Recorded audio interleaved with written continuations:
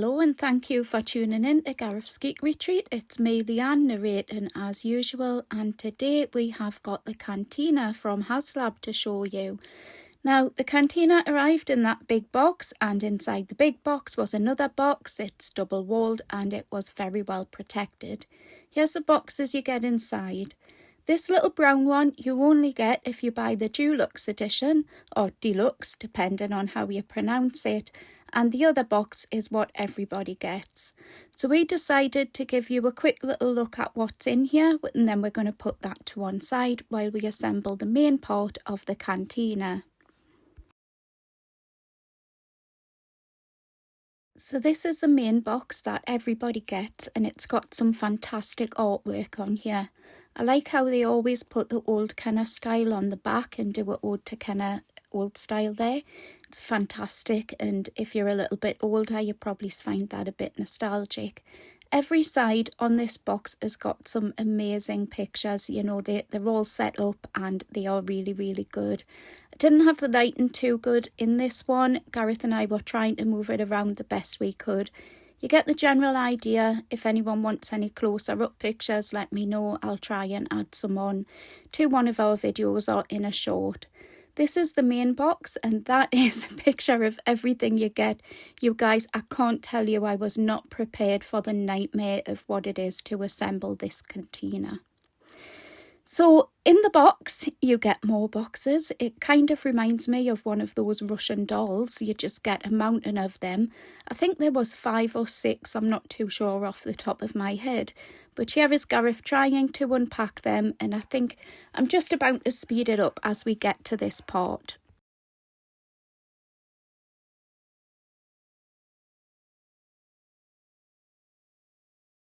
I noticed at this point, totally by coincidence, that Gareth had Star Wars Boba Fett socks on, so I asked him if I could show you. This is the instruction manual. You will see it looks so complicated, and here are the boxes. Just going to quickly whip through them. There was a sticker sheet in box 1. Now, we've decided not to put the stickers on our Cantina yet, and I know everybody has a different view on this. We may put them on eventually, but at the moment we've decided to keep them good. Here are the figures. Now, what I can guarantee you is we will not be unboxing these figures. They'll be staying in the packets. It's very rare that you get unpunched figures, and all 5 of these are unpunched. And because of that, we've decided to keep them, and we're going to put different figures in our setup when we get the Cantina set up.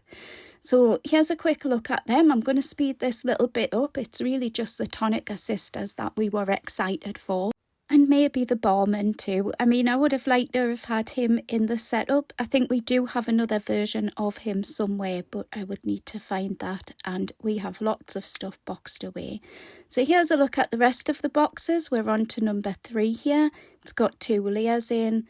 And then there is box 4, which I felt like I wanted to cry when I looked at the things in there. And of course, box 5, which is the final box in the package. So again, it's got 2 layers, and my goodness, I can't tell you how difficult this was to assemble. And here is everything from the packages, not including the deluxe version, all set out on the table, but by now we were absolutely exhausted. Once I had a look at the instructions, I realised I didn't have the energy to put this together. We decided to call it a day, and we thought we'd come back to it the next day with fresh eyes. So here we are, nice and refreshed on a brand new day, but the first thing I noticed was that Gareth had another pair of Star Wars socks on today, and I couldn't help resist but get them in this video. I'm sure others are going to be commenting on this as well, but something about the Cantina is how many fiddly bits it's got. It becomes very tedious pulling them off, and something that somebody in one of the groups had put as a tip was to snip them off instead, so that they have a nicer finish on them. And we did intend beginning by snipping them off, because I had some brand new very sharp nail cutters that had never been used. But after Gareth snipped 1 or 2 off, he realised it was going to take forever. We decided just to pull them off instead. In all honesty, you guys, I can't say it made that much difference. Some of these little cups we even didn't end up using because there's that many of them. And you know, if there's a few things I would fault with the Cantina, although I do love it. Some of the cups are not that fantastic, and you couldn't even tell they were drinks, you know, like shot glasses, etc.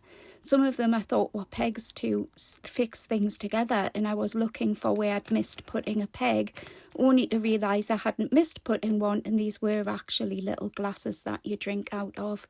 For the price, I mean, over £500 for this delivered, for this deluxe version. They could have put some better drinks in there, maybe with a little bit more detail. I was really quite disappointed with those. Now we're going to really start speeding up the footage, because when I say this took forever to assemble, I'm not joking. You guys, I made so many errors with this, and we actually came back on a third day and looking at it with fresh eyes again, realised that maybe some of it we didn't have connected together properly. I thought I'd done it right by the instructions, but then when I looked at the picture on the box, I could see there was another way of doing it. So we spend all this time assembling it. The table gets moved sideways, long ways, sideways, long ways, more times than I can count. But when we did eventually get it put together, we put it on top of this big board. It's been painted a sand colour. It looked a lot better, and you'll see this at the end. We put the sail barge in the background, and it made a really good setup for a diorama. But this that I'm assembling at the moment is the bit that you start with, and it seems to be all pipes and, you know, plastic lines, and it's very, very difficult. Maybe it's just me, and maybe I'm not that good at putting models together, but we really, really did have a struggle with this. So it takes quite a while for the Cantina to start taking shape, but once the bar fits in the outer bar, I can kind of see where I'm going with this.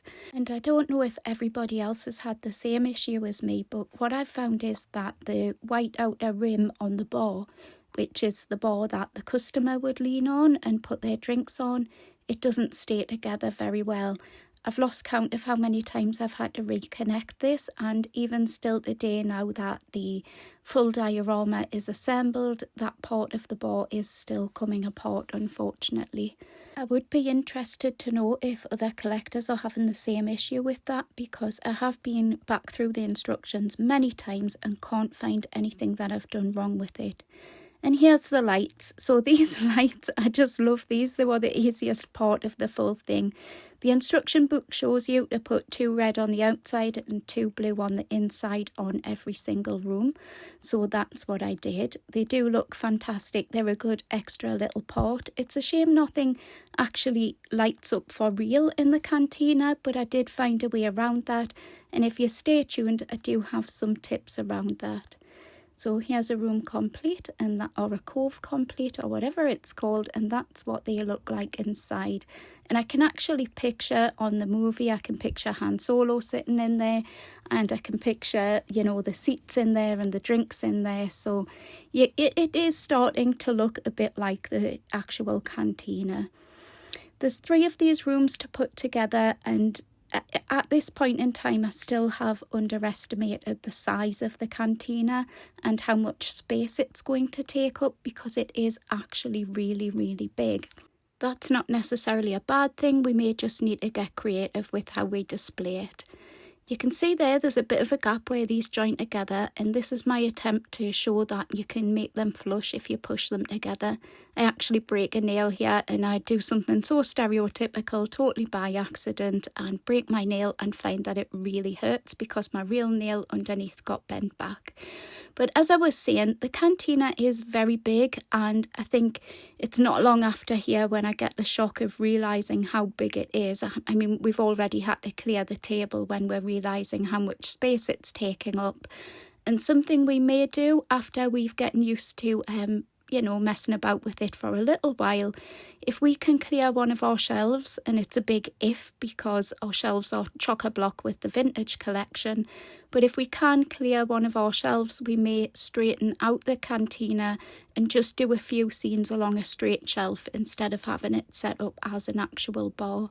But you can really see it starting to take shape here now. This door that I'm trying to attach was actually really difficult, and my tip for that would be to look at it from a bird's eye view, and you can see how it joins together. I had been trying to join it by a hinge, and that's not the way to do it. They do actually go together quite flush if you look at the shape from above. Like I say, we had to move the table a few times to be able to get in and do this. Now that is one of those little, I want to say a hashish pipe, but it's not, I can't remember what they're called. But that is one of those anyways that you smoke through. And we could not get the pipes to stay in the main vase. I put them in about 5 times, they wouldn't stay in. And Gareth had the idea of using tacky wax. Now, tacky wax is something that I had bought for my doll's house, but we have used it for some of the vintage collection things before to keep cups on trays and things like that. It's really good, and I'm going to show you later how effective it is at keeping the drinks on the table. So at this point in time, we haven't yet opened the Deluxe box, or the Deluxe box, or Deluxe box, however you pronounce it. This is just the first box. But we've put some of our own characters in because, like I said, we're not opening them carded ones, they're unpunched. We've put some people in just to have a little bit of a brief look at it, although this isn't how we're going to keep it, this isn't how we want the furniture set up, but we're just giving you a brief little look at what you get so far. Put Mando sprawled out on the sofa there with little Grogu. I just loved that scene. That is my favourite room, but probably is because of the characters I put in. And I just thought I'd give you a little general look from different angles of what it could look like if you were doing a stop motion. And this is the Deluxe box. So this is the final hurdle. And my God, you guys, I don't want to keep complaining about assembling this, but when I seen more of these little coves, oh, my heart just sank. I think it's such a difficult one to assemble. I mean, it's very, very worth it once you're finished. It is actually one of my favourite pieces once it's put together, but it was certainly not one of my favourite pieces to assemble.